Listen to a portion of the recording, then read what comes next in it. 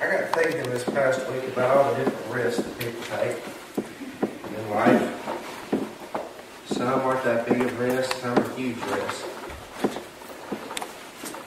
We got, a few years ago, I don't remember what television show it was, but where people would eat all sorts of insects and do all this stuff.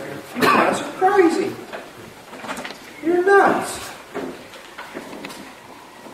They do all these different things. It's almost got to where risk-taking has become almost a normal in today's world. You look at people today, I mean, you've got people that bungee jump all the time. But not just bungee jumping, they're not going to bungee jump off a bridge. That rope breaks. Straight out into the water.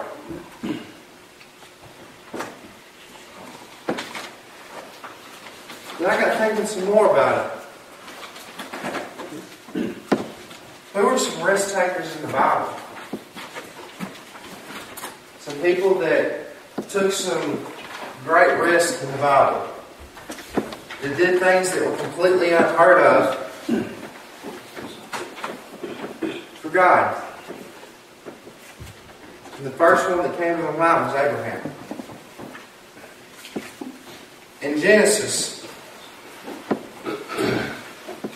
chapter 22, verses 1 through 12. See, in this,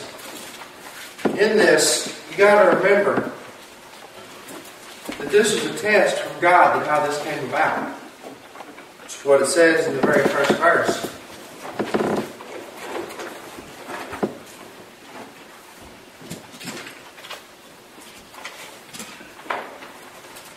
As we read this scripture, think about how great of a risk both Abraham and Isaac were taking in this.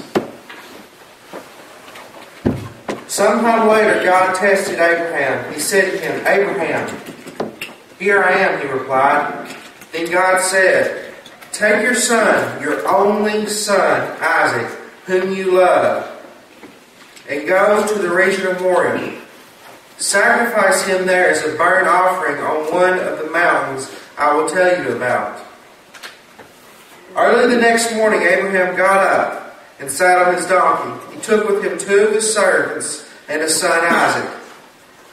When he had cut enough wood for the burnt offering, he set out for the place God had told him about. On the 3rd day, Abraham looked up and saw the place in the distance. He said to his servants, "Stay here with the donkey while I and the boy go over there. We will worship and then we will come back to you." Abraham took the wood for the burnt offering and placed it on his son Isaac. And he himself carried the fire and the knife. As the 2 of them went on together, Isaac spoke up and said to his father Abraham, "Yes, my son," Abraham replied. "The fire and the wood are here," Isaac said. "But where is the lamb for the burnt offering?" Abraham answered, "God himself will provide the lamb for the burnt offering, my son." And the 2 of them went on together. When they reached the place God had told them about, Abraham built an altar there and arranged the wood on it. He bound his son Isaac and laid him on the altar on top of the wood. Then he reached out his hand and took the knife to slay his son. But the angel of the Lord called out to him from heaven, "Abraham, Abraham." "Here I am," he replied. "Do not lay a hand on the boy," he said. "Do not do anything to him. Now I know that you fear God because you have not withheld from me your son, your only son." Abraham was willing to sacrifice his own flesh and blood. Now let's look into this a little bit deeper. I think we really need to understand how important Isaac was to Abraham. Abraham and Sarah,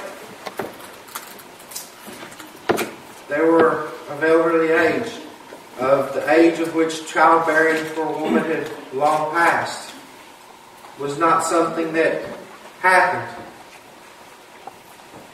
But yet God comes and tells him, you're going to have a son. It was so unbelievable that, Sarah even laughed about it. Laughed about it. Are you crazy?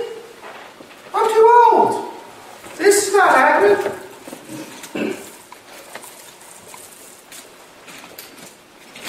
But Abraham trusted in God. He knew whatever God said was going to happen. Sarah, though, I don't think she was as sure. Because before Isaac came around, to make sure that God's promise was fulfilled, instead of allowing God to handle it, Sarah didn't want to take the risk. She didn't want to take the risk and trust in God and knowing what God was going to do. So instead, she gave Abraham Hagar, her maidservant, saying, here you go. This way, the promise is fulfilled and it's all taken care of. So that's what Abraham did. There came Ishmael. But that was not the promise made to Abraham from God. That was not the promise that was meant for him. That was not what was meant to happen in that. Sarah decided to set in her own comfort and take care of it because she thought, I'm an old woman, I can't do this.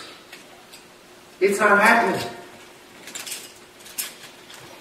So she decided to take it in her own hands and not stay through that risk of trusting God and knowing what's going on.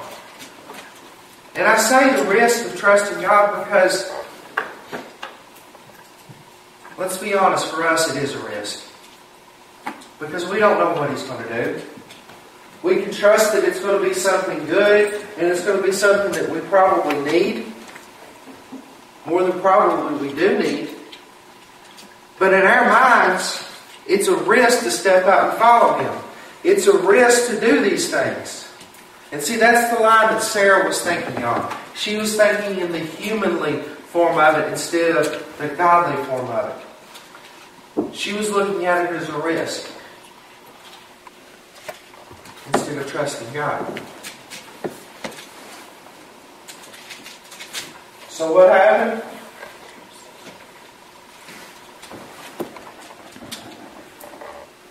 God eventually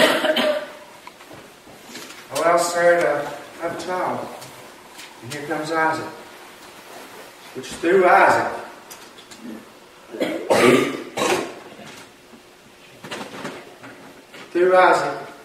through Abraham, is the beginning of why we're here today.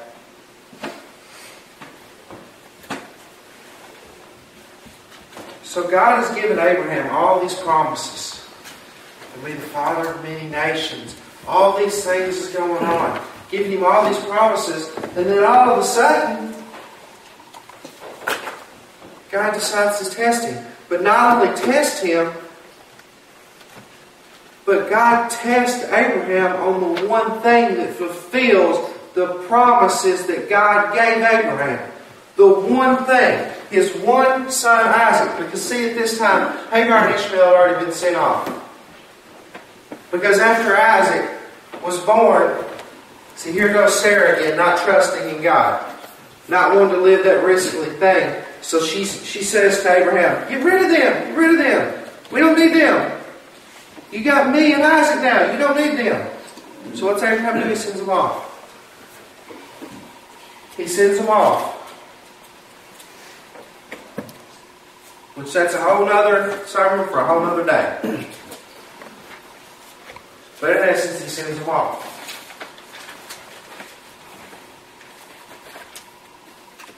But Sarah didn't want them around. So now, Abraham and Isaac are sitting. Let's just picture this just for a second. Think about it. All the promises that God has given Abraham. I mean, He promised him pretty much the world. Father of many nations, blessed beyond belief. I mean, Abraham was a man of faith. Abraham was willing to take those risks. But still yet, all these promises.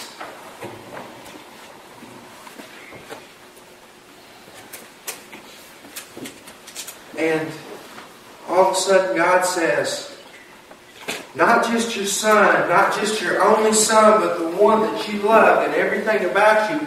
I'm asking you right now, not just to sacrifice your son, who you love and you care about, your own flesh and blood, but I'm asking you to sacrifice every promise I've ever given you.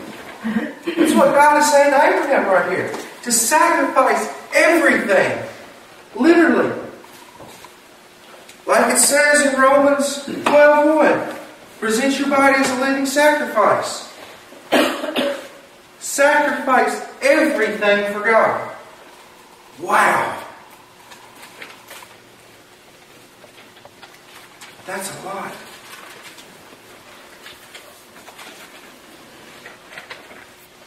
Basically, sacrifice for the family to tear it apart. Anything can happen through this. But what does Abraham do? Saddles up the donkey and takes off with a couple of his servants. Gets everything ready for the burnt offering. He's going down that road. Abraham has now committed himself to taking that risk for God. To doing what needs to be done to better the kingdom. Abraham has took on that road. But you still got Isaac here. I mean, Isaac knew that there was going to be a sacrifice. But according to this, Abraham really didn't tell him what was going to happen. He didn't lie to him. He just didn't tell him, hey, I'm taking you up here to be sacrificed. Pretty sure Isaac wouldn't have went. I mean, if you knew you were walking to your death, would you go? So he didn't tell him.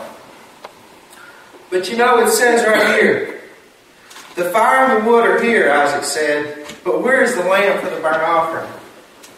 Because after this, the two servants stepped back, the donkey stepped back, it's just Isaac and Abraham. And Isaac knows they're going to do a sacrifice, but he's starting to wonder, okay, what's going on here? What's going on? There's not anything to be sacrificed. There's not a lamb. What's the deal? You could almost look at it as Isaac starting to get a little bit worried here. But yet he keeps walking with his father. He keeps walking with him because not only does he trust in Abraham, but already at this point, I believe that Isaac had already come to some conclusion, some revelation that there was a bigger part of him, that there was a bigger thing going on for him.